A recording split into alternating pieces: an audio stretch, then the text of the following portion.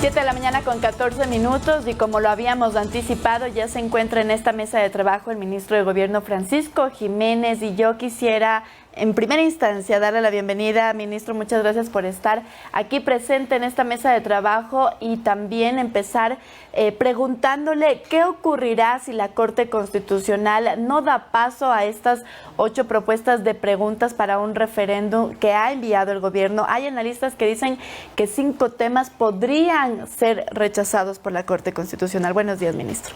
¿Cómo está? Buenos días. Gracias por la invitación al programa.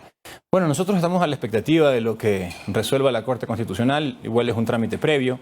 Tendremos que ver cuál es el análisis que lleva a cabo. Nosotros hemos profundizado en cada una de las preguntas y en su fundamentación. No estamos confiados, pero tenemos cierta confianza en que estos serán elementos que van a ser valorados por la Corte Constitucional para dar paso a las preguntas.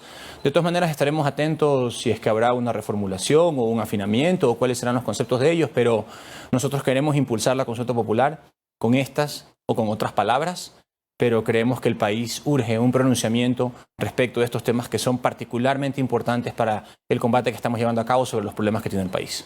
Ministro, usted había anticipado que la posibilidad de que se entreguen más preguntas o preguntas adicionales a esta consulta popular, ¿cuándo se van a entregar?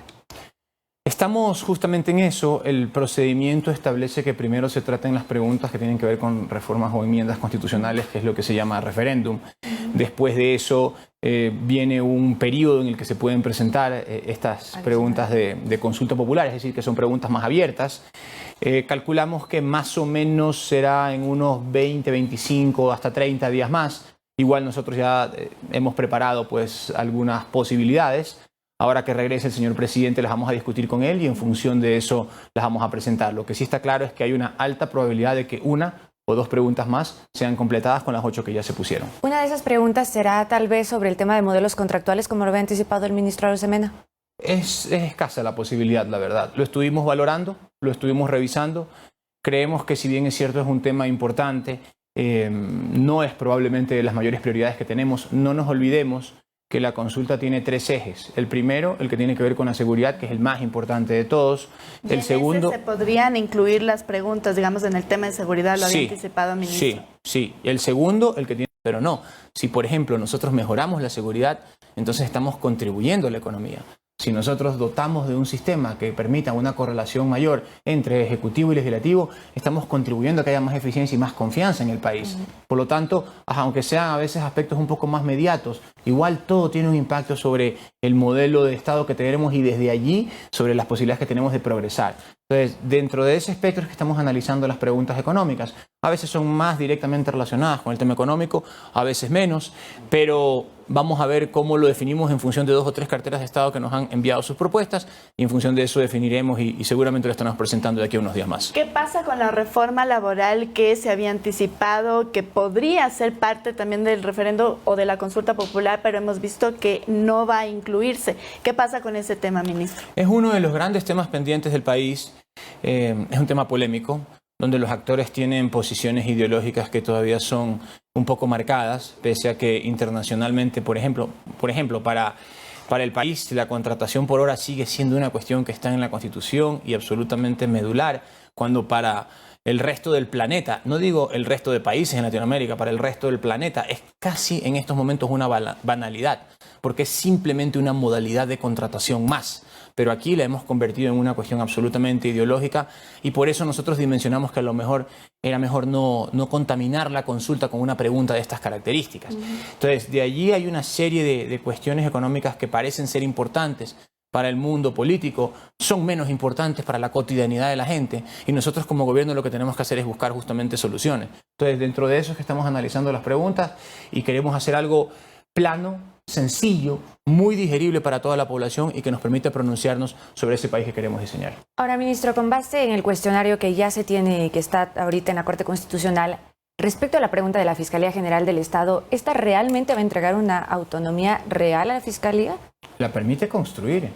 El Consejo Fiscal es un mecanismo perfectamente legítimo que permite dotar a la Fiscalía de mayores elementos de autonomía, de mayores elementos de independencia, de posibilidades de llevar a cabo un control cruzado dentro de la propia institución sin injerencia de otras instituciones de la Administración de Justicia.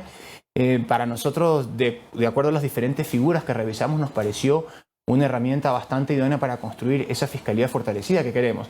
Hemos visto la opinión que ha tenido la fiscalía, van a presentar un alcance, un amicus curiae, como se denomina en términos constitucionales, y bueno, no está sellado en piedra el asunto. Si encontramos una mejor herramienta para lograr esos objetivos respecto de los cuales estamos de acuerdo, pues bienvenido sea. Si no, avanzaremos con lo del Consejo Fiscal. Justamente el Consejo Fiscal, pero ¿no alteraría el orden establecido en la Constitución?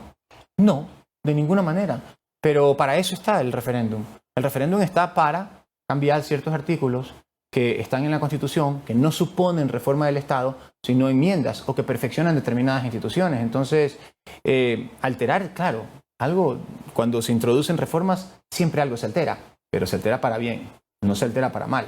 Porque la idea es que las cosas vayan mejorando, no empeorando. Y dentro de esa perspectiva, estamos seguros que lo que hemos propuesto en materia de fiscalía probablemente es lo mejor que hasta el momento se ha puesto sobre la mesa. Ministro, son tantas preguntas y tan poco tiempo también, pero yo quiero volver al tema de seguridad que se había propuesto en este referendo y específicamente sobre esta posibilidad de que se pueda consultar también, y quiero aquí solo que nos aclare, ¿sería competencias de los municipios para también incluirse en el tema de seguridad? Esa podría ser la consulta o la pregunta que se envíe en los próximos días.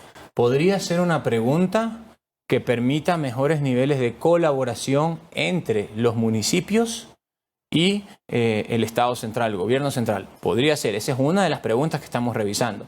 Lo que a nosotros nos interesa es que nadie se desentienda de la problemática de seguridad en el país y que lo entendamos como un problema técnico. Claro que todo en el Ecuador, que es manejado por las diferentes entidades, tiene aspectos políticos que difícilmente pueden ser soslayados. Todo tiene siempre su matiz político, pero hay cosas que son más políticas y otras cosas que son menos políticas. La seguridad debe despolitizarse, porque es un tema donde se necesita la colaboración de diferentes instituciones para poder obtener los resultados que queremos. Trabajar en conjunto. La colaboración, dígase, en términos económicos, ministro.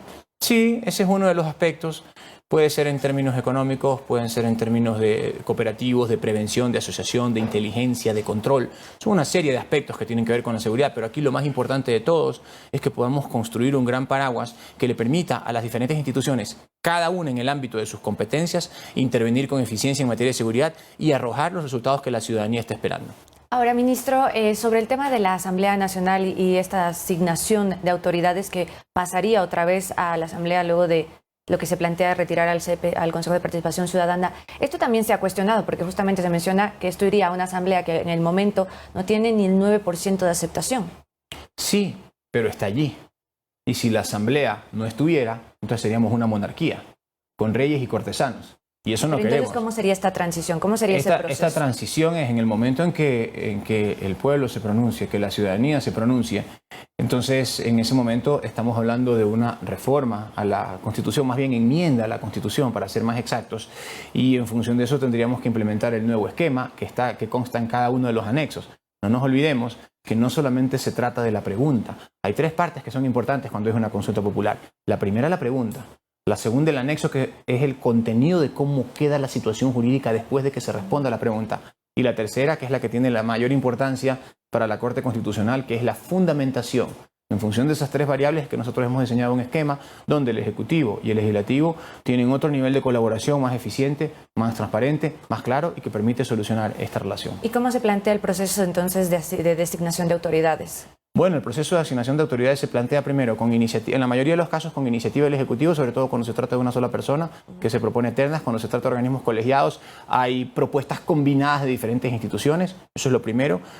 Lo segundo, con una revisión y un chequeo que hace la Asamblea para después, si es que pasa todo el proceso, que esa es la tercera etapa, de selección y de concurso de méritos de oposición, designar al funcionario que se ha propuesto, pero una vez que se haya llevado a cabo el proceso. En realidad es bastante similar a lo que hace hasta el momento el Consejo de Participación Ciudadana, pero la diferencia es que a través del Consejo, durante todo este tiempo, ha habido muchos concursos obscuros donde nunca ha estado claro ese proceso de selección ni la manera en que aquel seleccionado llega a hacerlo. Acá no. Acaba de haber un proceso claro, transparente, con funciones delimitadas del Ejecutivo, del Legislativo, concurso de méritos de oposición y con procesos que pueden ser absolutamente auditados por la ciudadanía. Ministro, ¿deberíamos de esperar una, dos preguntas o más que se propongan de parte del gobierno? Y se tiene, entiendo, La Mesa ahora de Derechos Colectivos tiene sus complejidades.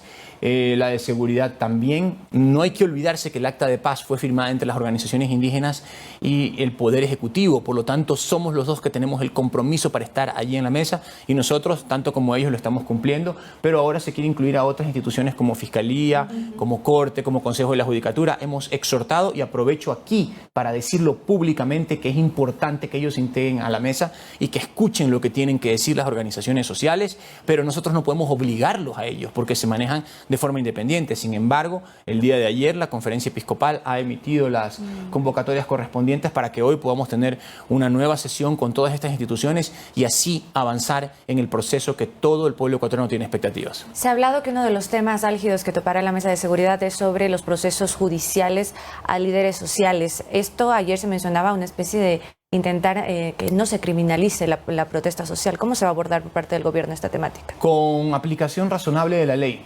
Nosotros no estamos para perseguir a nadie. Nosotros queremos paz en el país. Y la paz se construye no solamente con lo que sucede en la calle, sino también con una aplicación razonable de la ley. Como digo, somos respetuosos de la independencia de poderes.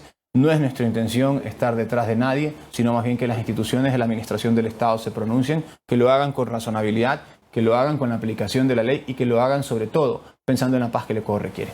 De acuerdo, muy bien. Muchísimas gracias, ministro, por estar aquí presente en Noticias 7 y por acompañarnos. Estábamos conversando con el ministro de Gobierno, Francisco Jiménez, sobre los temas de coyuntura. Uno de ellos, la consulta popular. Nosotros nos vamos a una pausa, amigos, pero quédense con nosotros, que al volver tenemos más noticias.